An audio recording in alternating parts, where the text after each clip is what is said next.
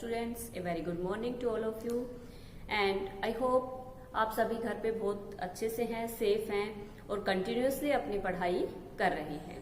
Students, class 12 history में हम read कर चुके हैं हमारा चैप्टर जो हमने स्टार्ट किया था भक्ति सूफी ट्रेडिशन को।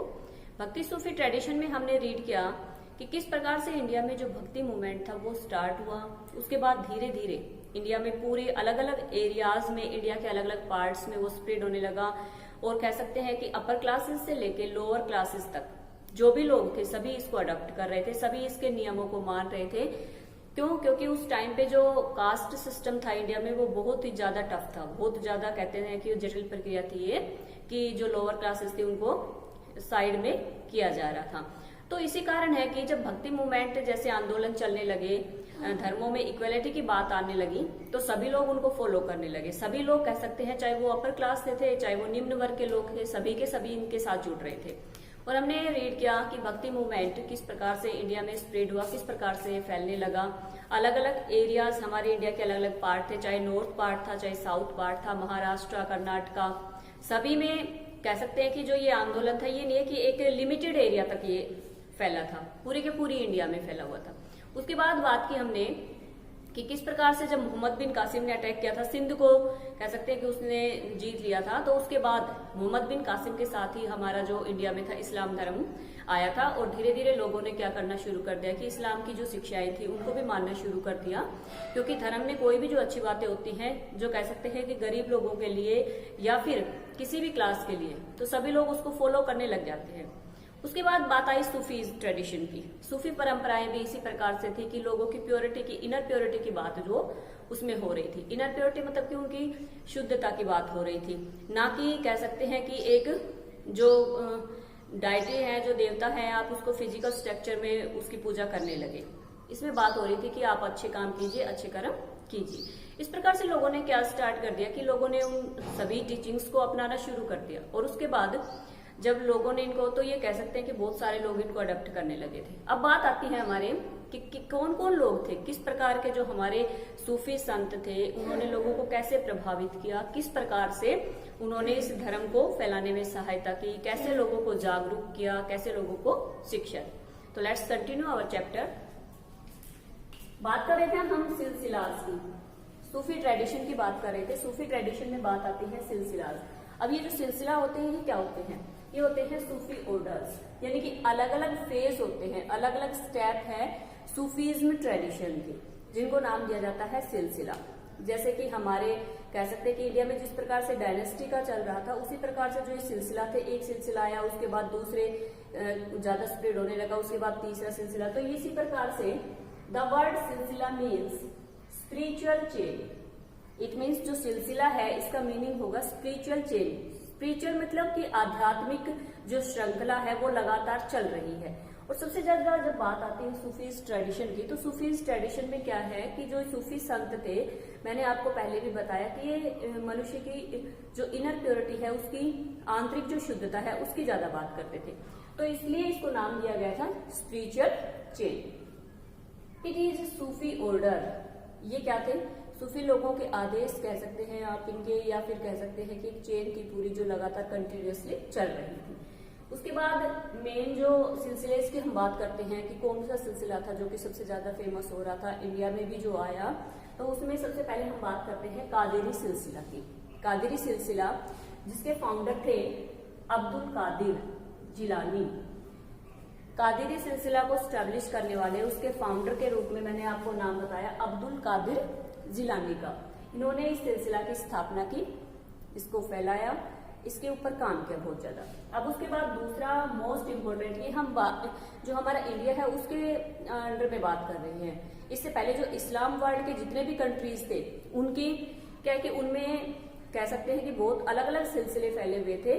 और इसी प्रकार से जब इंडिया की बात आई कि इंडिया में जब सूफी ट्रेडिशंस जो पकड़ने लगी, तो जो कादिरी सिलसिला था वो जो सबसे ज्यादा फेमस हुए, जिनके संतों से सबसे ज्यादा लोग प्रभावित हुए इंडिया में, उनमें हम बात करते हैं कादिरी सिलसिला की। उनमें मैंने आपको बताया अब्दुल कादिर जिलानी। कौन थे ये? फाउंडर थे कादिरी सिलसिला के। अब बात आती है चिश्ती की।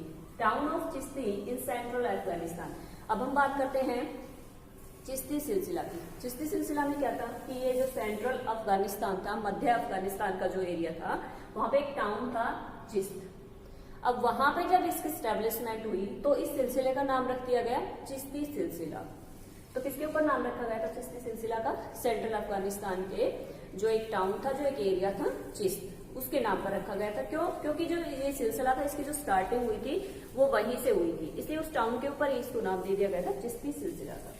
अब उसके बाद आता है टोटल इंडिया में जब हम बात करें कि इंडिया में कितने सिलसिले थे जो इस टाइप से सूफी ट्रेडिशन के जो काम कर रहे थे, तो वो थे टोटल 12, यानी कि 12 सिलसिले ऐसे थे, जिसमें से 2 मैंने इंपोर्टेंट आपको बताए। सबसे फर्स्ट कादरी सिलसिला एंड सेकेंड इज चिश्ती सिलसिला। अब नेक्स्ट देखते हैं चिश्ती सिलसिला के बारे में। क्यों? क्योंकि ये सबसे ज्यादा फेमस हुआ था इंडिया में, सबसे ज्यादा लोग इससे प्रभावित हो रहे थे। तो ये आया था इंडिया में 12वीं सेंचुरी में चिश्ती सिलसिला, यानी कि जब चिश्ती सिलसिला की स्टार्टिंग हुई इंडिया में तो वो कौन सी सेंचुरी जा चुकी थी वहां पे? 12वीं सेंचुरी, 12वीं शताब्दी के आसपास की बात है। अब उसके बाद बात आती है 14th एंड 15th सेंचुरी की। ये तो हम बात कर रहे थे ट्रेडिशंस की, कौन कौन सी ट्रेडिशंस की, कि जो सूफी सिलसिले की थी। अब इसमें एक इंपॉर्टेंट बात मैं आपको बताती हूँ चिश्ती सिलसिला से रिलेटेड, कि जो हमारे अजमेर है राजस्थान में, उसमें आपको सभी को पता है कि बहुत फेमस दरगाह है। वो शेख मोइनुद्दीन चिश्ती जो थे, जो कि फाउंडर थे इस चिश्ती सिलसिला के इंडिया में, जिसके ऊपर बहुत ज्यादा उन्होंने काम किया था, उन्हीं के नाम पर चिश्ती की जो शेख की दरगाह है वो हमारे कहाँ पे है? अजमेर में है। किसके दरगाह है वो? शेख मोइनुद्दीन चिश्ती की। तो ये तो बात हो गई हमारी सारी की सारी सूफी ट्रेडिशंस की। अब हम बात करेंगे कि इन जो धर्मों को फैलाने वाले लोग थे, जो संत थे, उनमें फेमस जो है जिन्होंने इनके ऊपर बहुत काम किया, ह्यूमैनिटी के ऊपर जिन्होंने काम किया, उनका थोड़ा सा डिस्क्रिप्शन देखते हैं। तो first of all we read about Kabirdas. Kabirdas के नाम से सभी आप परिचित होंगे कि पोइट सेंट थे, और कहाँ के? नॉर्थ इंडिया के, उत्तर भारत के। ये क्या थे? एक संत कवि थे। साथ में उसके बाद आती है इनकी बुक्स की बात। इनकी बुक में सबसे मेन है कबीर की जो बीजक है, बीजक में संकलन किया गया है इनकी सारी कविताओं का, और उसको नाम दे दिया गया है बीजक। अब उसके बाद आता है कबीर ग्रंथावली। जो कबीर ग्रंथावली है वो बेस है दादू पंथ के ऊपर, कबीर ग्रंथावली, और जो है इसकी दूसरी बीजक। अब उसके बाद है his composition found in the आदि ग्रंथ साहिब निर्गुण पोइट। अब बात आती है कि जो इनकी पूरी की पूरी जो कंपोजिशन है कबीरदास की, वो किस में लिखी हुई है? वो लिखी गई है आदि ग्रंथ में। जो पूरी की पूरी इनकी रचनाएं हैं उनका जो संकलन किया गया है वो किया गया है किसमें? आदि ग्रंथ में। और साथ में बात आती है कि जब ये पोइट थे, कवि थे, तो ये किस प्रकार की भक्ति करते थे? ये भक्ति करते थे निर्गुण भक्ति। निर्गुण और सगुण 2 भक्तियों के बारे में मैंने आपको बताया था कि सगुण भक्ति में आप क्या करते हैं? अपनी डायटी को क्या करते हैं कि एक देवता को मान के उसको पूजने लग जाते हैं। निर्गुण भक्ति में आप क्या करते हैं कि आपके सामने कोई देवता की मूर्ति नहीं होती, आप अपने इनर जो हार्ट है उससे आप पूजा करते हैं। तो जो कबीरदास थे उन्होंने सबसे मेन काम किया था कास्ट सिस्टम के ऊपर, जाति प्रथा के ऊपर, कि सभी लोगों को इक्वल मानना था। जाति प्रथा को कह रहे थे कि ये बिल्कुल ही कह रहे थे कि जब भगवान ने सभी के साथ इक्वलिटी की है तो हम जो मनुष्य हैं वो हम कैसे पूरी की पूरी ह्यूमैनिटी को जाति जो कास्ट सिस्टम है उसमें डिवाइड कर सकते हैं। अब कहते हैं कि ये खड़े हुए थे हिंदू मुस्लिम यूनिटी के लिए, साथ में यूनिटी के लिए काम कर रहे थे, अलग अलग कम्युनिटीज के लिए काम कर रहे थे। सबसे मेन काम किया था हिंदू मुस्लिम, कि हिंदू और जो मुस्लिम है वो सभी अलग अलग नहीं है, वो सभी एक है। हिंदू मुस्लिम कम्युनिटी के ऊपर काम किया था। अगेंस्ट में थे कास्ट सिस्टम के। कास्ट सिस्टम मतलब मैंने बताया आपको कि जाति प्रथा के बिल्कुल विरोधी थे ये। और इनकी जब आप भी रचनाएं देखते हैं, आप इनके दोहे देखते हैं, तो उसमें जाति प्रथा के ऊपर बहुत कह सकते हैं कि ये कड़ा प्रहार इन्होंने किया है। जाति प्रथा को बहुत ही बुरे तरीके से इन्होंने बताया कि ह्यूमैनिटी के ऊपर एक ये क्या है, ह्यूमैनिटी के ऊपर जब काम किया तो कहते हैं कि कास्ट सिस्टम के तो उसमें बीच में कहीं बात ही नहीं आती है। उसके बाद है रिचुअल एंड प्रैक्टिसेस। साथ में जो इंडियन सोसाइटी में जो रिचुअल्स फैली हुई थी, यानी कि जो जाति प्रथाएं फैली हुई थी, कास्ट सिस्टम फैला हुआ था, साथ में जो रीति रिवाज थे उनके ऊपर भी इन्होंने अपनी कविताओं में बहुत ज्यादा लिखा है। तो हम बात कर रहे थे कबीरदास जी की। कबीरदास जी का जन्म हुआ था एक जुलाहे के घर में हुआ था। और कहते हैं कि इन्होंने बहुत ज्यादा बचपन में सारी चीजें देखी तो इनके मन में कह सकते हैं कि एक पोइट बन गए, निर्गुण पोइट, किसी को भी देवता नहीं मान के पूज रहे थे, ह्यूमैनिटी के लिए काम करने वाले थे। और इनकी पूरी की पूरी जो मेन कह सकते हैं बुक है फेमस, वो बीजक है। साथ में इनकी कंपोजिशन को रखा गया है किसमें, आदि ग्रंथ में। Okay students, now we read about Sikh gurus. Sikh के बारे में हमने सिख धर्म के बारे में पढ़ा था, तो 10 सिख गुरुज के बारे में कि 10 इनके सिख गुरु हुए हैं जिनके बेस के ऊपर इनका जो सिख धर्म था वो कंटिन्यू चल रहा था। अब हम बात करते हैं सबसे पहले गुरु नानक। गुरु नानक कौन थे, फाउंडर थे सिख जो धर्म था उसके। और इनका जन्म कहाँ पे हुआ था, तलवंडी में हुआ था 1469 में, 1469 में तलवंडी में ननकाना साहिब, जो कि अब प्रेजेंट में हमारा पाकिस्तान में है। और इनकी जो डेथ हुई थी वो हुई थी 1539। ये सबसे पहले गुरु थे। उसके बाद बात आती है इनकी 10वें गुरु की। जब बात करते हैं हम, फेमस गुरु थे ये इनके 1675 से लेके 1708 तक। तो गुरु गोविंद 10वें गुरु थे, फाउंडर थे सिख धर्म के। कौन, गुरु नानक देव जी। अब उसके बाद थोड़ा सा डिस्क्रिप्शन हम देखते हैं गुरु नानक देव का। गुरु नानक देव की लाइफ और टीचिंग्स के बारे में देखते हैं कि इनकी लाइफ थी, उनका जन्म हुआ था 1469 में ननकाना साहिब, तलवंडी, प्रेजेंट में पाकिस्तान में। फाउंडर थे सिखिज्म के, पहले गुरु भी थे, यानी कि जब पहले गुरु बने तो इन्होंने ही फाउंडर बने थे, यही संस्थापक बने थे किसके, सिख धर्म के। तो फाउंडर और first Guru of Sikh religion. इनका birth place Nankana Sahib near the river Ravi. Ravi नदी के किनारे पर पड़ता था ये जो ननकाना साहिब हम बताते हैं इसमें। उसके बाद आता है ट्रैवलर किया इन्होंने। ये भी सभी धर्मों को इक्वल मानते थे, सभी कम्युनिटीज को एक समान दृष्टि से देखते थे। तो इन्होंने ट्रैवल किया मक्का का और मदीना का। मक्का और मदीना के बारे में मैंने आपको बताया था कि इस्लाम धर्म के कह सकते हैं कि सबसे जो पवित्र स्थान है, जहां पर लोग, जो मुस्लिम लोग हैं वो हज यात्रा के लिए वहां पर जाते हैं। तो मक्का और मदीना जहां से मोहम्मद पैगंबर जुड़े हुए हैं, मोहम्मद पैगंबर जो कि फाउंडर थे इस्लाम धर्म के। तो इन्होंने वहां की भी ट्रैवलिंग की, मक्का मदीना भी गए। साथ में इन्होंने किसके ऊपर फोकस किया, किसको अडॉप्ट किया था, निर्गुण भक्ति को। देखो हमारे चैप्टर में 2 चीजें बार बार आ रही है, एक तो सगुण भक्ति और एक निर्गुण भक्ति। निर्गुण भक्ति भी मैं आपको ऑलरेडी बता चुकी हूँ, और सगुण। तो निर्गुण भक्ति के, इससे पहले हमने एक और निर्गुण भक्ति के जो पोइट थे उनके बारे में पढ़ा था, वो कौन थे, हमारे कबीरदास जी थे। अब उसके बाद आते हैं, जब इन्होंने अपना अपॉइंट किया सक्सेसर होता है कि आपके बाद आपके जो काम को संभालने वाला कौन होगा। तो इनके एक डिसिपल्स थे, एक शिष्य थे अंगद। अंगद को इन्होंने अपॉइंट कर दिया अपने सक्सेसर के रूप में। अब इसके बाद बात आती है शब्द की। शब्द क्या थे, इनके द्वारा संकलित जो भी इनके वचन थे, जो भी इनकी टीचिंग्स थी, शिक्षाएं थी, जो कि ये सिख धर्म से रिलेटेड बातें लोगों को बताते हैं, उन सभी का संकलन करके उसको नाम दे दिया गया था शब्द का। अब उसके बाद हम एक थोड़ा सा देखते हैं डिस्क्रिप्शन गुरु गोविंद सिंह का। गुरु गोविंद सिंह, ये भी जो 10 गुरुज मैं आपको बता रही हूँ उनमें से थे। इन्होंने स्थापित किया था, इनका नाम क्यों आता है सबसे मेन, क्योंकि इन्होंने स्थापना की थी खालसा पंथ की। खालसा पंथ क्या थी, खालसा पंथ थी आर्मी ऑफ प्योर। इन्होंने एक सेना तैयार की, सेना से मतलब आर्मी से मतलब है हमारे यहाँ पे प्योर ऑफ, यानी कि शुद्धता के बेस पे, प्योरिटी के बेस पे एक अपनी सेना बनाई सिख लोगों की, जिसको नाम दिया गया था खालसा पंथ का, आर्मी ऑफ प्योर। साथ में इनका नाम आता है कि इन्होंने सिखों के लिए 5 सिंबल्स बताए, 5 सिंबल्स दिए गए, इनके 5 प्रतीक दिए। वो 5 प्रतीक कौन कौन से थे, अनकट हेयर, हेयर नहीं कट करेंगे, a pair of shorts, A dagger, एक कृपाण रखेंगे आप, कोम्ब रखेंगे, साथ में स्टील बैंगल्स रखेंगे। आपने कभी भी सिखों को देखा होगा तो उनके लिए 5 चीजें मेन रखती हैं। एक वो अपने साथ कृपाण रखते हैं, साथ में एक जो कह सकते हैं कि स्टील का बैंगल होता है वो हाथ में डाले रखते हैं, साथ में वो अनकट हेयर होते हैं, साथ में एक कंघा भी रखते हैं। तो इसी प्रकार से इनका गुरु गोविंद सिंह का नाम आता है कि इन्होंने काम किया सिख धर्म के लिए बहुत ज्यादा, जिसको लोग आज भी फॉलो कर रहे हैं। जो 5 सिंबल्स इन्होंने दिए थे सिख धर्म के लोगों को, उनको आज भी लोग इस तरह से फॉलो कर रहे हैं। तो इन्होंने स्थापना की खालसा पंथ की, खालसा पंथ आर्मी ऑफ प्योर, 5 सिंबल्स दिए। तो हमने बात की 2 संतों के बारे में भी है, already read about Kabirdas ji and Guru Nanak. साथ में हमने थोड़ा सा डिस्क्रिप्ट देखा कि 2 जो इनके 10 सिख गुरु थे उनमें से मेन। अब उसके बाद बात आती है एक और कवियत्री के रूप में, पोइटस के रूप में मीराबाई जी की।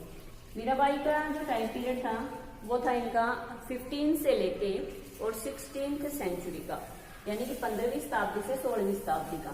अब उसके बाद आती है सबसे पहले कि थोड़ा सा इनकी लाइफ के बारे में जानते हैं कि जो मीराबाई थी वो कौन थी। राजपूत प्रिंसेस थी ये, फ्रॉम मारवाड़। मारवाड़ की राजकुमारी थी, जो कि क्या थे, कौन से डायनेस्टी से, राजपूत इनका घराना था।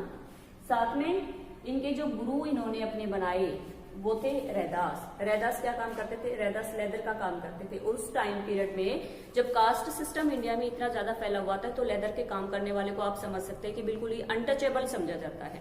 और उस टाइम के दौरान मीराबाई ने किसको गुरु बनाया था, रैदास को। रैदास किसका काम करते थे, लेदर का काम करते थे, यानी कि अनटचेबल कास्ट के रूप में कह सकते हैं कि उस कास्ट से बिलोंग कर रहे थे जिसको लोग अछूत समझते थे। तो रैदास ने काम को गुरु बनाया। और ये क्या थी, एक प्रिंसेस थी, कहाँ की, मारवाड़ की। अब उसके बाद आते हैं कि इन्होंने भक्ति शुरू की, सगुन भक्ति, जो सगुन भक्ति है वो शुरू की, किसकी, डिवोटी ऑफ कृष्णा, कृष्ण जी की पूजा ये करने लग गई थी। अब उसके बाद कहते हैं कि अवतार ऑफ विष्णु, जिसको किसका अवतार माना गया था, विष्णु भगवान का अवतार माना गया था।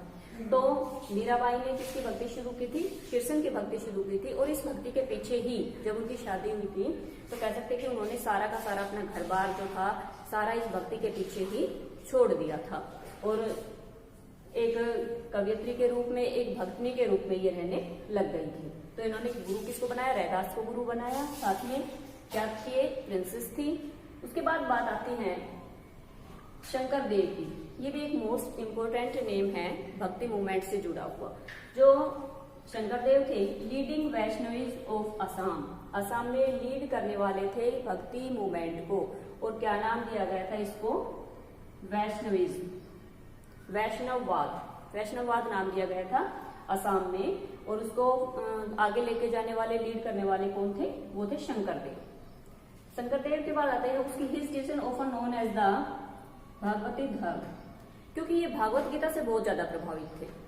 यानी कि भगवत गीता का इन्होंने पूरा का पूरा जो स्टडी किया हुआ था और उससे बहुत ज्यादा प्रभावित थे। इसलिए इनकी जो टीचिंग्स थी, इनकी जो शिक्षाएं थी, उनको नाम दिया गया था भगवती धर्म। भगवत धर्म यानी कि भागवत गीता से रिलेटेड जो धर्म जो ये पढ़ रहे थे उसी के इन्होंने इनकी जो संकलन किया गया इनकी टीचिंग्स का, उसको नाम दे दिया गया था भगवती धर्म।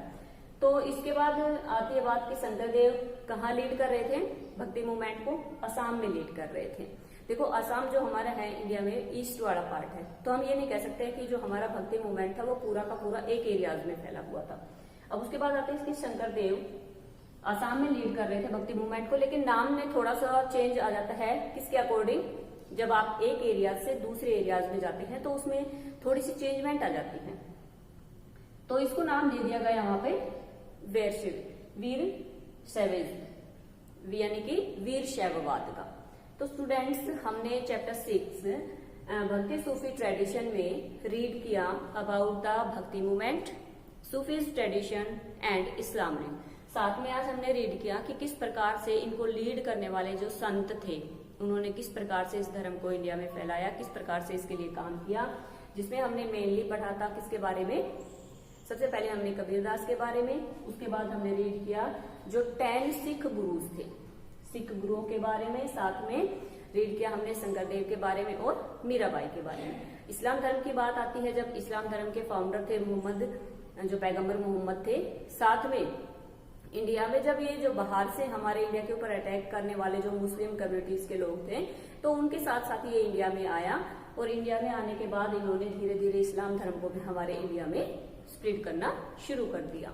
आई होप आप चैप्टर को अच्छे से समझ गए होंगे। बुक में से एक बार चैप्टर की कंप्लीट रीडिंग कीजिए और इस चैप्टर के बहुत अच्छे से प्रिपरेशन कीजिए। Okay students, thanks to all.